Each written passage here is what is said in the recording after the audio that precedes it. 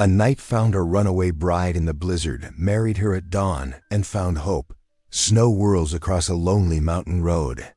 A knight stumbles through the storm until he finds her. A bride collapsed in the snow, still wearing her torn wedding gown. At dawn, with only a fire and a stranded friar, they are bound in secret vows. But when the storm clears, danger rides in. Her powerful father arrives with soldiers, vowing to tear them apart. What began as a desperate act of survival becomes a battle for freedom, faith, and love itself. The bride carries a secret letters that could ruin her father and save an entire village.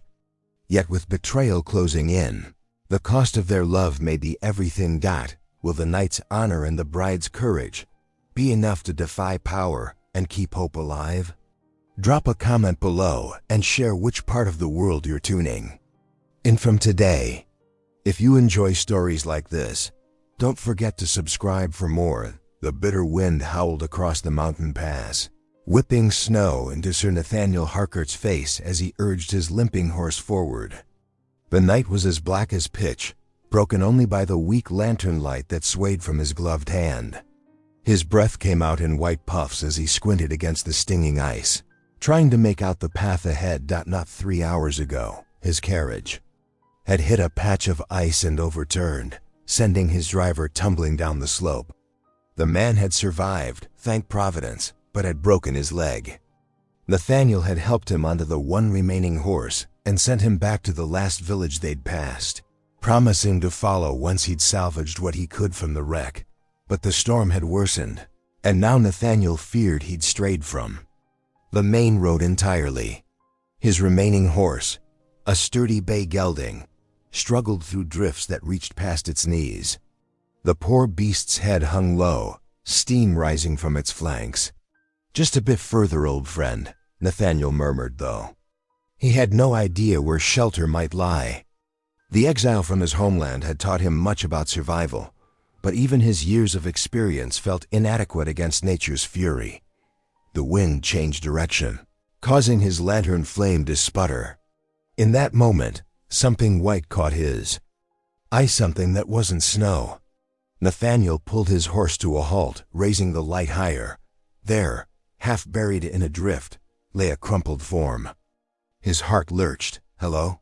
he called out, but the wind snatched away his words. Nathaniel dismounted, his boots sinking deep into the snow. Each step was a battle as he pushed forward. As he drew closer, the shape resolved itself into a woman's figure, face down in the drift.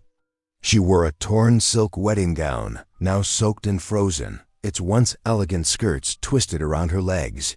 "My God," he breathed, dropping to his knees beside her. Gently he turned her over. Her face was pale as milk, lips tinged blue, but he could see she was young and beautiful despite her current state.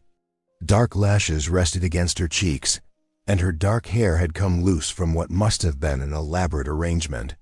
Her chest rose and fell with shallow breaths. She lived. Nathaniel quickly shrugged off his heavy wool coat and wrapped it around her. As he gathered her into his arms, her eyes fluttered open briefly.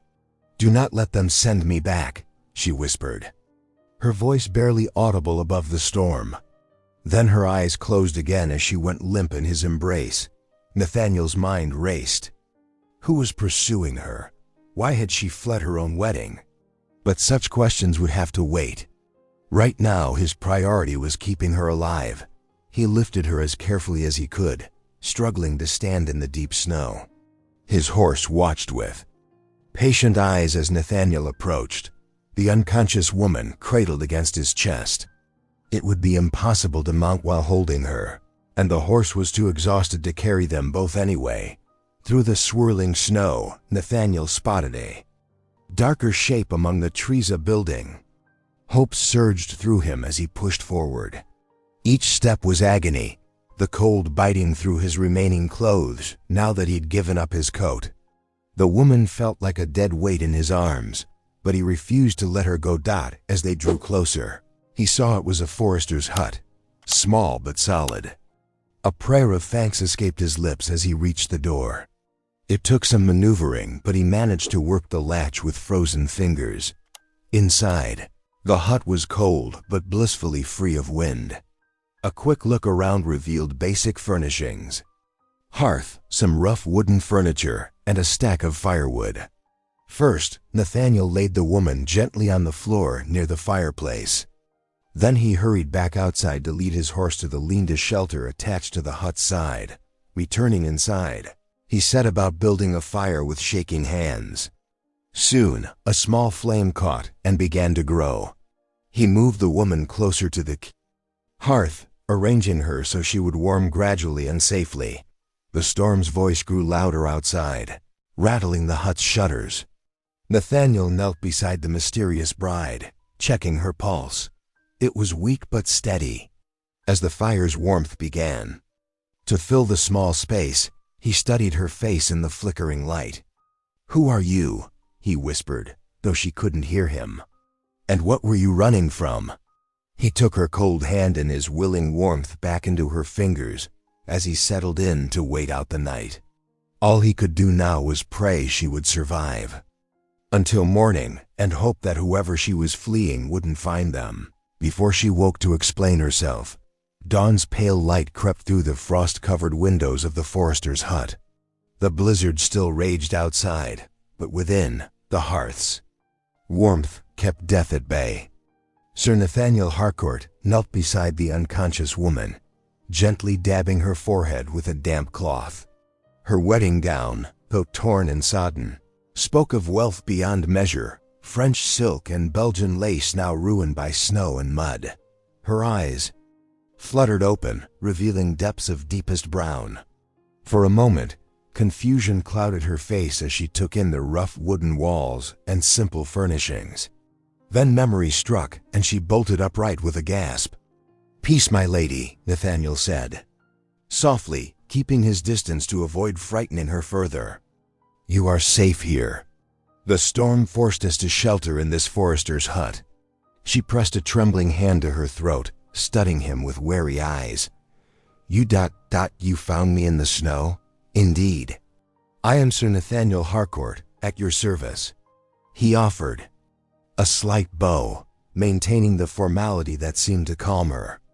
"Might I know your name, my lady?" She hesitated, then lifted her chin with quiet dignity. "I am Lady Clara Bellamy, daughter of Count Bellamy."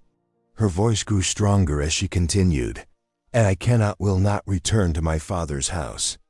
"The marriage you fled," Nathaniel said carefully, "it was not of your choosing?"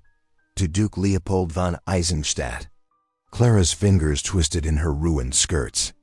"A man thrice my age who sees me only as a prize to be won.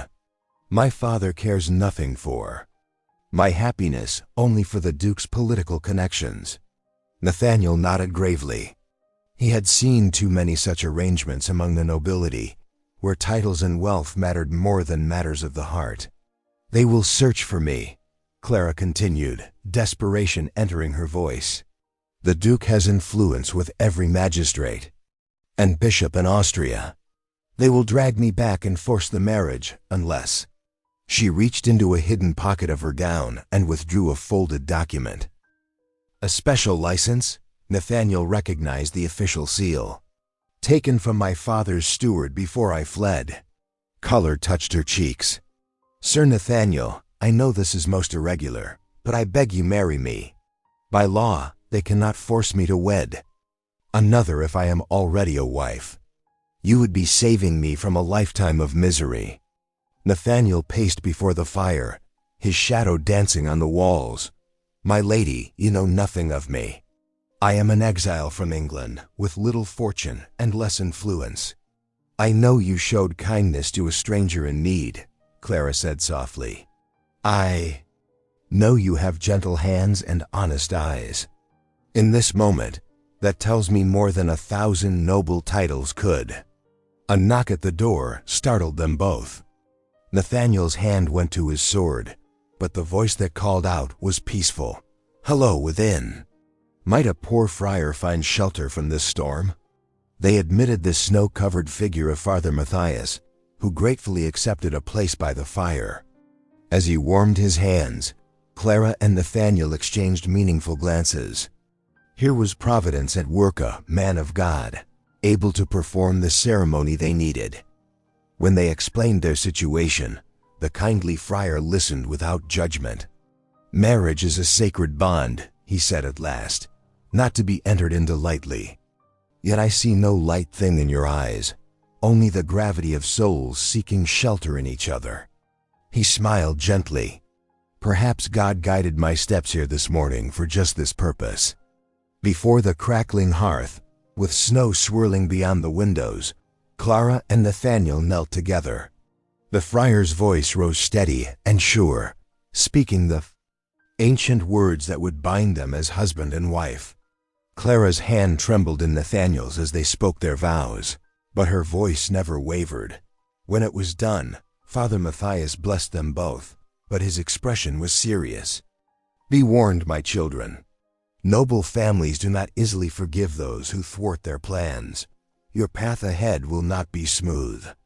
Clara's fingers tightened around Nathaniel's. Better a rocky path chosen freely than a smooth road walked in chains. 4. 3 long days, the blizzard held them prisoner in the forester's hut. The wind howled like a hungry wolf, rattling the wooden shutters and driving snow through every tiny crack. Inside, Sir Nathaniel Harcourt worked tirelessly to make their refuge bearable, while Lady Clara Bellamy faced the greatest challenge of her sheltered life, learning to survive without servants.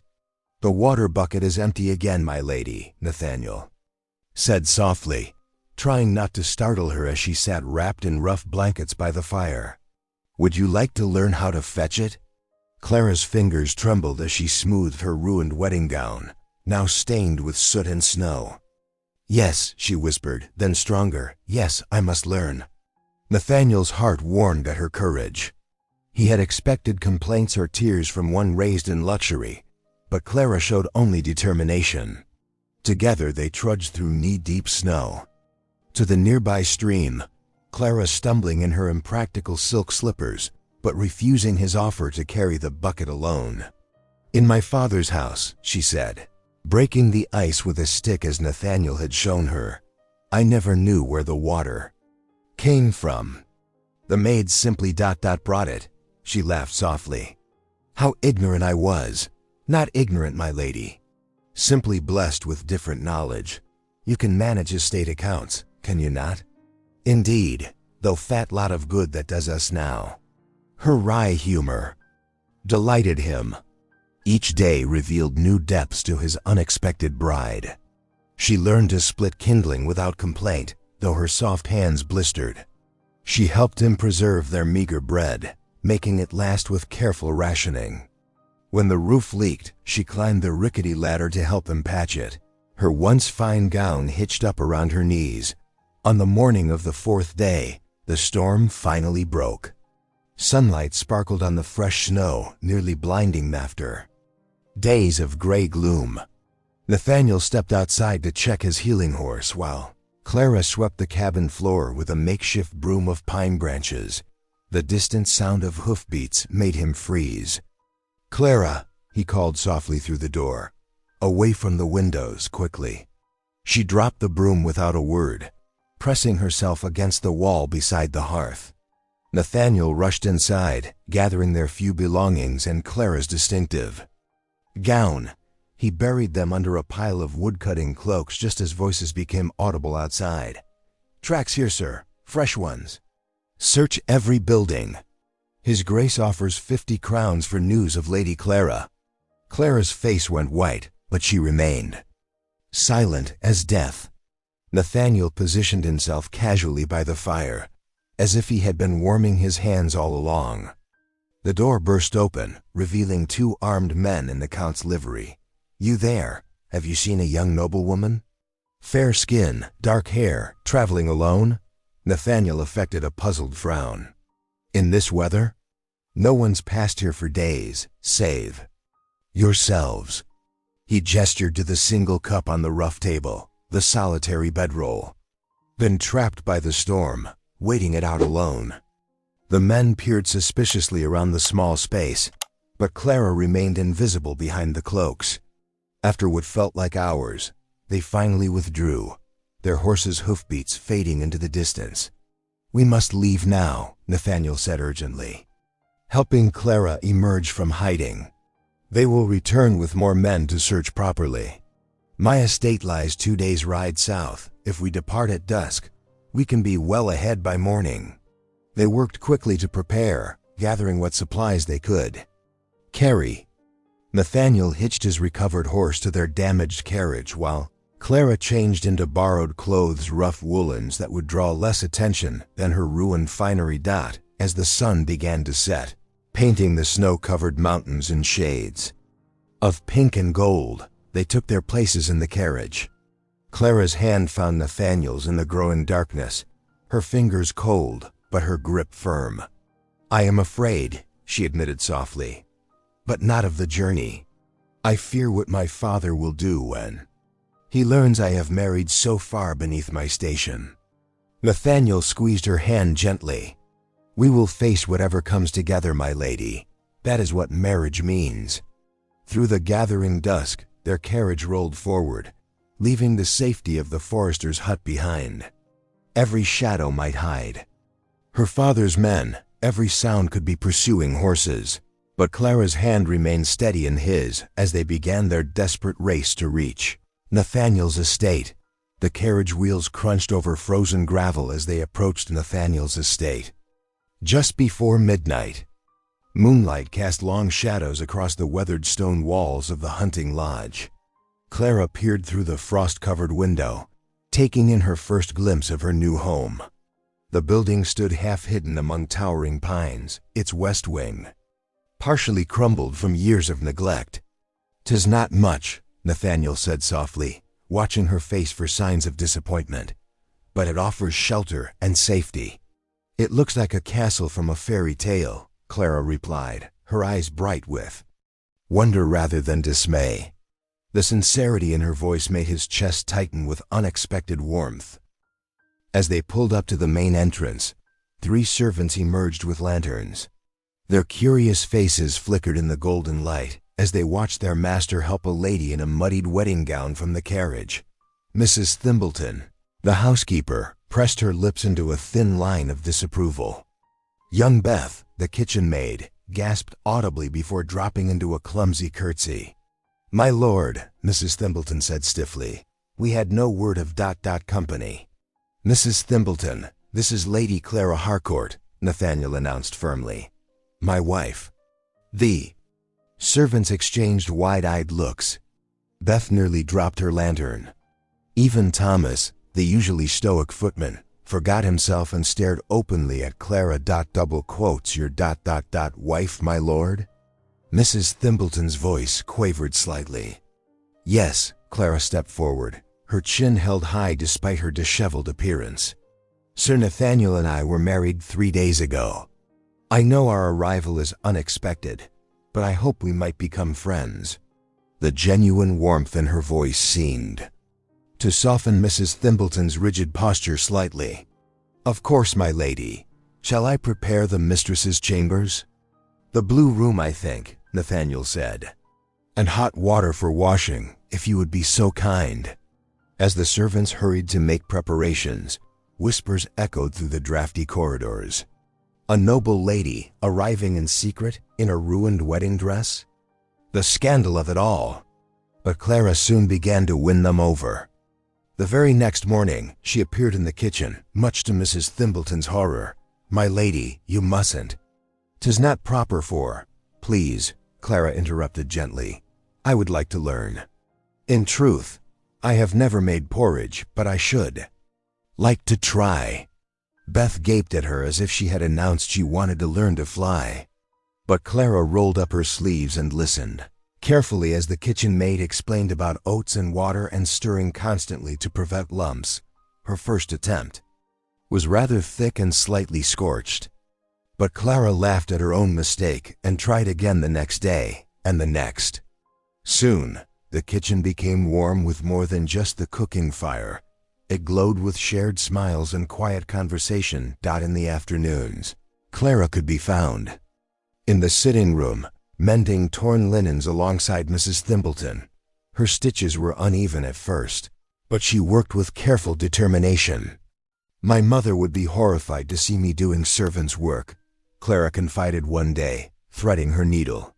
But I find it peaceful, creating something useful with my own hands. Mrs. Thimbleton's stern face softened.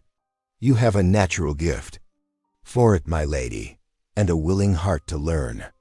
As evening fell, Nathaniel found Clara curled in a chair by the great hearth, her face peaceful in sleep.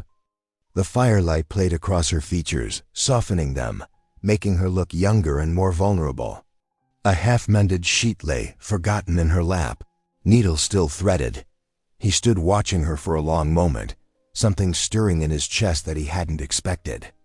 When he had agreed to this marriage, it had been from a sense of duty, to protect an innocent from a cruel fate. But now, seeing her determination to adapt, her grace in the face of reduced circumstances, her kindness to his servants, Nathaniel felt his heart warm with tender admiration. Without thinking, he removed his coat and gently draped it over her sleeping form. Clara smiled slightly in her sleep, snuggling deeper into its warmth. What had begun as an obligation was transforming into something else entirely, something that made his pulse quicken and his spirit lift whenever she entered a room.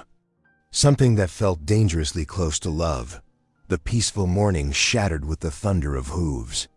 Clara stood at the kitchen window, her hands deep in bread dough, when she heard them.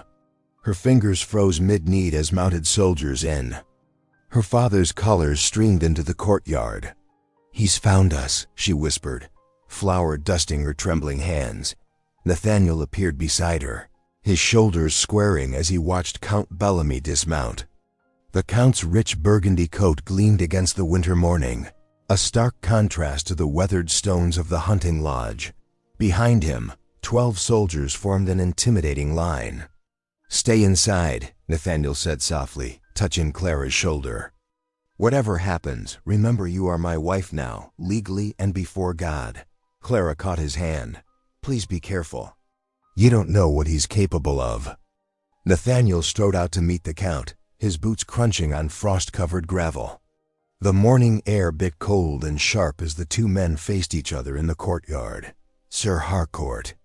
Count Bellamy's voice dripped with disdain. I see exile has reduced you to stealing daughters of noble houses. Your daughter came to me for protection, my lord, Nathaniel replied evenly. We are lawfully wed.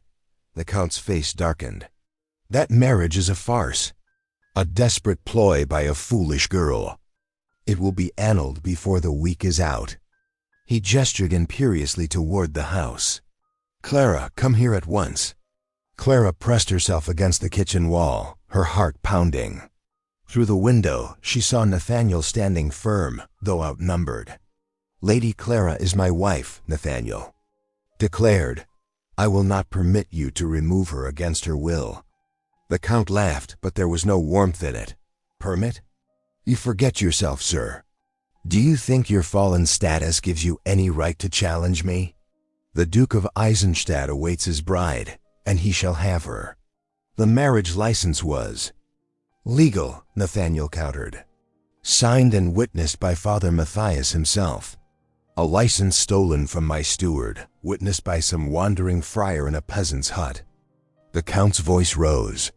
Do you truly believe that will stand against my influence? Against the Duke's? Clara couldn't bear it any longer. Despite Nathaniel's warning, she hurried outside, lifting her skirts above the frosted ground. Father, please, silence. The Count's eyes blazed. You have disappointed me deeply, Clara, but there is still time to correct this mistake. Come home now, and perhaps the Duke will be merciful. I will not. Clara moved to stand beside Nathaniel. I chose this marriage freely. The Count's face turned crimson. Soldiers! He barked. Nathaniel's hand went to his sword, though he was vastly outnumbered. The soldiers tensed, hands on their weapons, but the Count held up his hand, stopping them. A cold smile crossed his face. No, not today. He fixed Nathaniel with a penetrating stare. Enjoy this small victory while you can, Sir Harcourt. By Christmastide, you shall regret crossing me." He turned to Clara, his voice softening to something almost gentle, which somehow made it more frightening. "And you, my dear, will learn the cost of defiance." The Count mounted his horse with fluid grace, gathering his reins. "Come," he commanded his men, and they wheeled their horses around, hooves thundering against the frozen ground as they rode away. Clara stood trembling until the last rider disappeared around the bend. Her legs nearly gave way, but Nathaniel's arm steadied her. "He'll never stop," she whispered. "He'll find a way to force me back." Nathaniel turned her gently to face him, his eyes fierce with determination. "Listen to me, Clara. As long as I draw breath, you are safe." He took her cold hands in his warm ones. "I swear it." Clara looked up at him, seeing not just duty in his face now, but something stronger. Something that made her heart beat faster. Despite her fear, she squeezed his hands, drawing courage from his strength. Together they walked back into the lodge, leaving the echo of her father's threats behind them. But Clara knew this was only the beginning. Christmas was just 6 weeks away, and her father never made idle threats. The winter wind whistled through bare branches as Clara and Nathaniel made their way to Christmas morning mass. Their carriage rolled slowly down the snow-dusted village road, the wooden wheels crunching against frozen earth. Clara pulled her woolen cloak tighter, grateful for its warmth despite its plain appearance, so different from the silk and fur-trimmed garments that had once filled her wardrobe. The small stone church came into view, its bell tower reaching toward the pale December sky. Villagers were already gathering, their breath visible in the crisp morning air. As Nathaniel helped Clara down from the carriage, she felt their eyes upon them, some curious, some disapproving, others warm with interest. "The noble lady who bakes bread," she heard one woman whisper to another. Clara lifted her chin, remembering how just yesterday she had spent hours in the kitchen, flour dusting her hands as she learned to shape loaves under the cook's patient guidance. Inside the church, the familiar scent of beeswax candles and pine boughs wrapped around her like a comforting embrace. The wooden pews were worn smooth from generations of faithful worshippers. Clara and Nathaniel took their place, and she noticed how the villagers left a small respectful distance, not quite accepting them as common folk, yet no longer viewing them with the awe reserved for distant nobility. Throughout the service, Clara found her thoughts drifting to the changes in her life. Just months ago, she had attended Mass in her father's private chapel, surrounded by gilt and marble. Now here she sat in a humble village church, her husband's strong hand clasping hers, and somehow she felt closer to God than ever before. After Mass, several village women approached her. They had seen her in recent weeks, delivering bread and warm clothes to poor families. "My lady," one gray-haired woman said, bobbing a slight curtsy, "the miller's children are wearing the caps you stitched. Their mother asks God's blessing on you." Clara's heart warmed at these words. In her father's house, charity had meant signing papers and sending servants with coins. Now she knew the joy of creating something with her own hands, of seeing a child's face light up at the gift of a warm garment she had sewn herself. The days had taken on a different rhythm in Nathaniel's household. Mornings found her in the kitchen, learning the mysteries of yeast and flour from their cook, Martha. The older woman had been skeptical at first, a countess's daughter wanting to bake. But Clara's eagerness to learn had won her over. "You've a good hand with the dough, my lady," Martha would say, watching Clara knead with growing confidence. "It knows when it's treated with respect, it does." Afternoons were spent in the sitting room, where Clara had organized a small sewing circle. The servants joined her there, sharing stories as their needles flashed in the winter light. She learned more about life in those hours than all her years of formal education had taught her. Tales of love and loss, of hard winters and abundant harvests, of simple joys and enduring sorrows. As evening settled over the estate, Nathaniel found Clara by the hearth, her fingers working on a small cap for the carpenter's youngest child. The firelight caught the determination in her face, the contentment in her smile. "I have something for you," he said softly, sitting beside her. From his pocket, he drew out a simple silver band. Clara's breath caught as she saw it, not for its monetary worth, which was modest, but for the meaning behind it. This was no inherited jewel or costly trinket, but something Nathaniel had commissioned specially for her from the village smith. "I know it's not what you're accustomed to," he began, but Clara pressed her fingers to his lips. Taking his hand in hers, she kissed it gently, feeling the roughness of his skin against her lips. "I will never return to the life my father planned," she whispered, her voice thick with emotion. Here with you, this is where I belong." The silver band slipped onto her finger, fitting perfectly, its simple elegance reflecting everything. Their life had become unadorned yet true, modest yet full of meaning.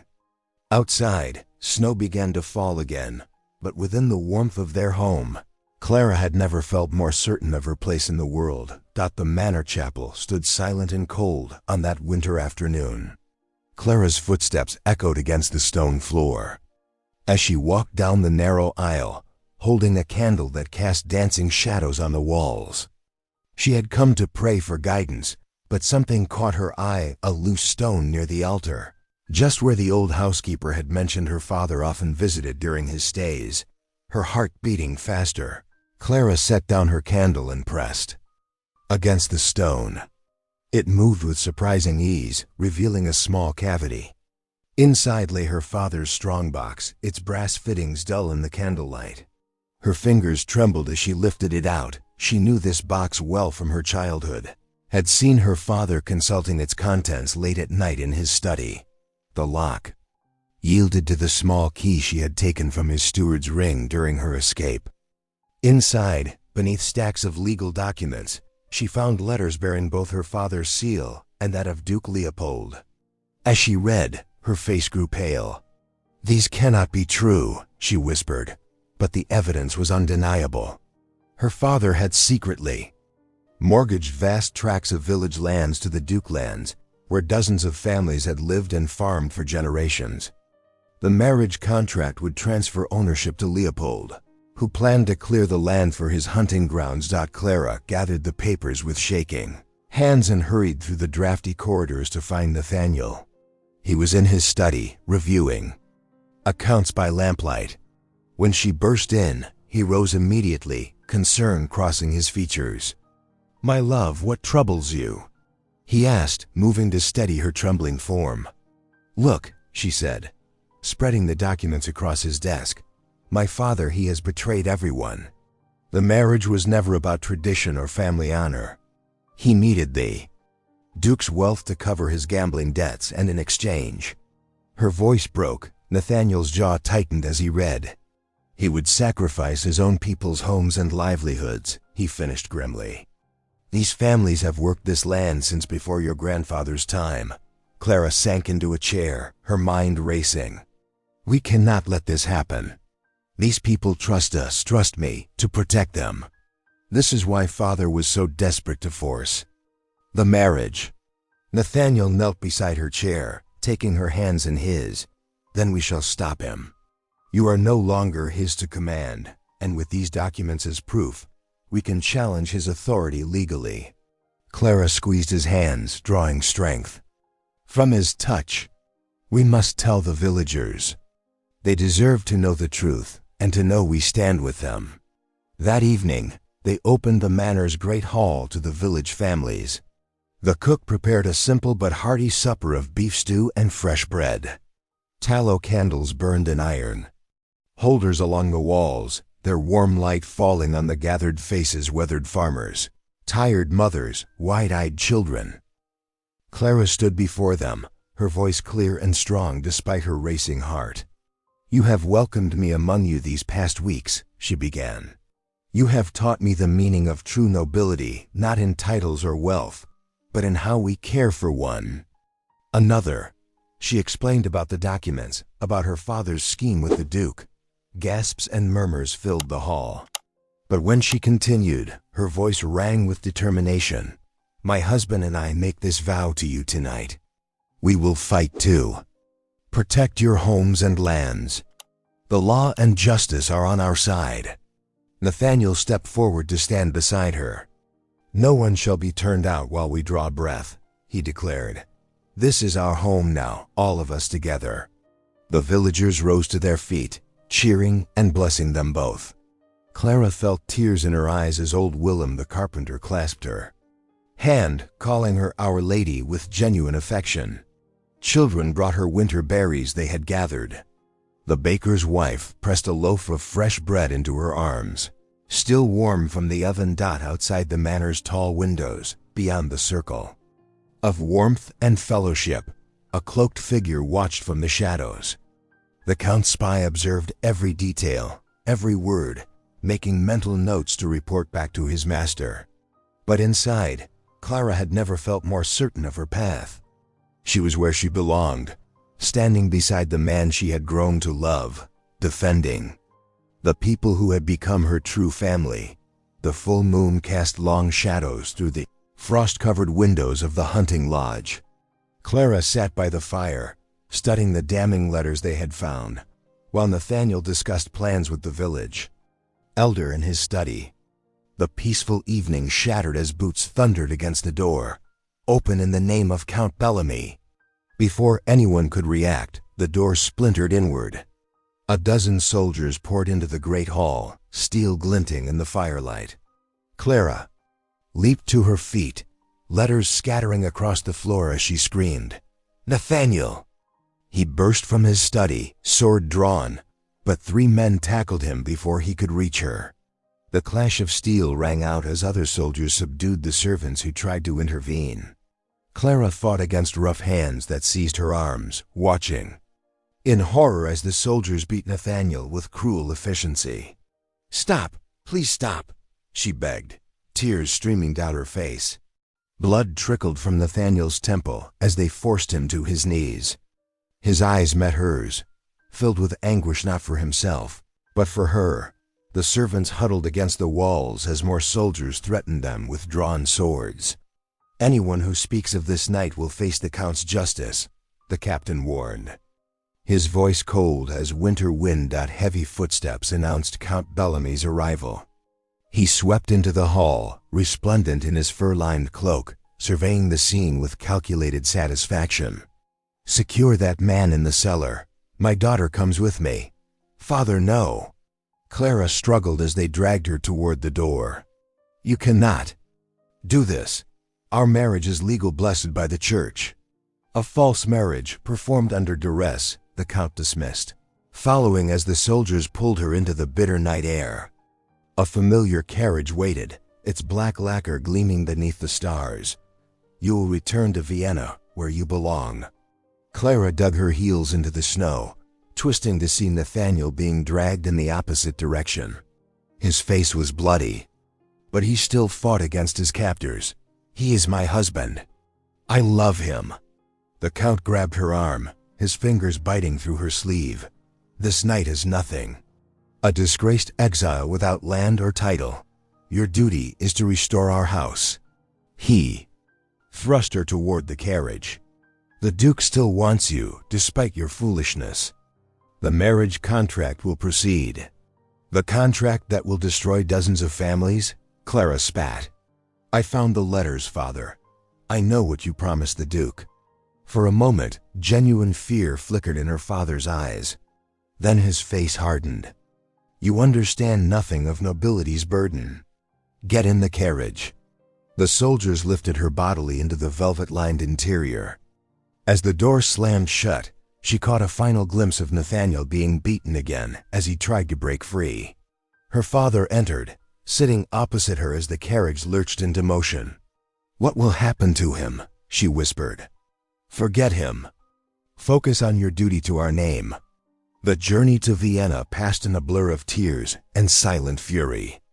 Guards escorted her to her old chamber in the family mansion, now stripped of anything she might use as a weapon or means of escape. A maid was posted at her door, tasked with watching her every move. Alone at last, Clara sank to her knees beside her bed. The same bed she had slept in as a child, when she believed her father's love was unconditional. Now it felt like a prison. She clasped her hands in desperate prayer. Lord in heaven, protect Nathaniel. Keep him alive. Give me strength to find a way back to him. Her fingers touched the simple silver band he had given her for Christmas. They had not thought to take it from her. Memories of their brief time together flooded her mind. His gentleness despite his strength, his honor despite his exile, the way he treated every servant and villager with respect. She thought of the families whose homes were threatened by her father's schemes, of the quiet courage Nathaniel had shown in defying a powerful noble to protect her. Rising from her prayers, Clara moved to the window. The lights of Vienna glittered below, beautiful and cold as diamonds. She was one small woman against the might of two noble houses. But she had learned something in her time with Nathaniel. True nobility lay in fighting for what was right, no matter the cost. She pressed her hand against the frosted glass, resolve hardening in her heart. Somehow she would find a way to save both Nathaniel and the villagers. She would need all her wits, every scrap of knowledge about noble law and estate accounts. Most of all, she would need courage. The first rays of dawn crept through Clara's window, painting the frost-covered glass with pale gold. She watched her chambermaid, Marie, arrange the morning tea with trembling hands. The young servant's eyes kept darting to Clara's jewel box. "Marie," Clara whispered, careful not to let the guard outside hear. "Would you help me? My father is forcing me to marry a man who will destroy dozens of families." Marie hesitated, twisting her apron. Clara opened the jewel box, removing a pearl necklace that had belonged to her mother. "This could provide for your family for years. Help me escape, and it is yours." The maid's eyes widened at the gleaming pearls. After a long moment, she nodded. "The guards change at morning prayer. I will create a distraction." Within the hour, Marie's screams about a kitchen fire drew the guards away. Clara slipped from her chamber, heart pounding beneath her simple gray dress. She knew her father kept important papers in his study. The letters had to be there. The study door yielded to her mother's old key, which she had kept hidden in her. Shoo! Clara's hands shook as she rifled through documents, finally finding the damning letters in a leather folio. Footsteps in the hall sent her diving behind a tapestry just as a servant passed. Meanwhile, in the dank cellar beneath the hunting lodge, Nathaniel pulled against his chains until his wrists bled. The cold stone pressed against his back as he whispered the familiar words, "Our Father, who art in heaven, ... His voice grew stronger with each line. Though darkness surrounded him, faith burned bright in his heart. Clara crept to the stables, where Marie had saddled her favorite mare. Mounting quickly, she urged the horse toward the cathedral, where she knew the archbishop would be hearing cases this morning. The wind whipped tears from her eyes as she galloped through Vienna's awakening streets. Inside the cathedral, Archbishop Clemens unfolded the annulment papers with grave attention. Count Bellamy stood before him, confident in his victory. The morning sun streamed through stained glass, casting rainbow shadows across the marble floor. Just as the archbishop lifted his quill, the great doors burst open. Clara strode down the center aisle, her gray dress dampened with sweat, her hair wild from riding.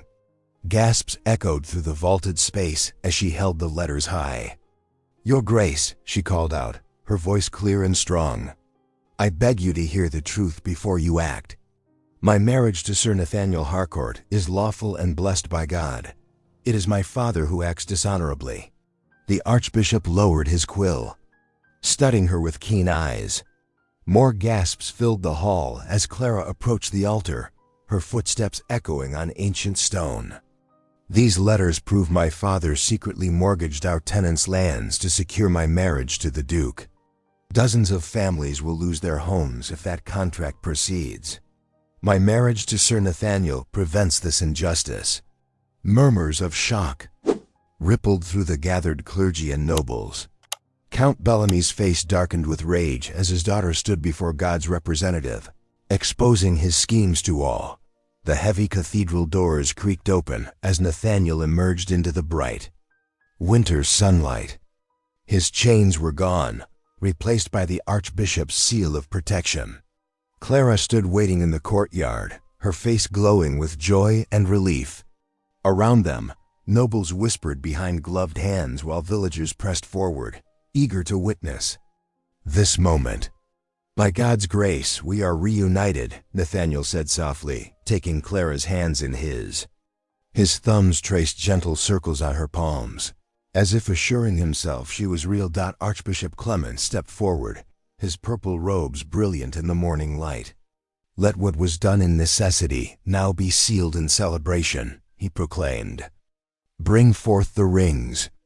The village blacksmith's wife hurried forward, offering 2 simple gold bands on a velvet cushion, crafted in secret during the long nights of their separation. Clara's eyes filled with tears as Nathaniel took one ring. I, Nathaniel, take thee, Clara, he spoke clearly, sliding the band onto her finger. Not from duty or desperation, but from love freely given and joyfully returned. Clara's voice trembled as she placed the second ring on his hand. I, Clara, choose thee again, Nathaniel. Before God and these witnesses, I pledge my heart and life to our shared path. The Archbishop raised his hands in blessing. What God has joined, let no man tear asunder. I declare this union valid and holy in the eyes of both heaven and earth. In the shadows of a stone archway, Count Bellamy watched silently. His face was ashen, his proud bearing crumpled by defeat. Without a word, he turned and walked away, leaving behind his schemes and his daughter forever. As the sun began to set, casting long golden shadows across the village square, Clara and Nathaniel walked together through streets lined with cheering people. Children scattered flower petals in their path while women wiped tears from their eyes. The church bells pealed joyously, their sound carrying across valley and village. Clara squeezed Nathaniel's hand, remembering that desperate night in the blizzard that had brought them together. Who would have thought, she whispered, that in running away I would find my true home? Nathaniel smiled down at her as villagers called out blessings. God's ways are mysterious indeed, my love. What began in storm has ended in sunshine. Thank you for watching. Stories like this remind us who we are. If something touched your heart, go ahead and subscribe. I'll be back tomorrow with another story that just might stay with you.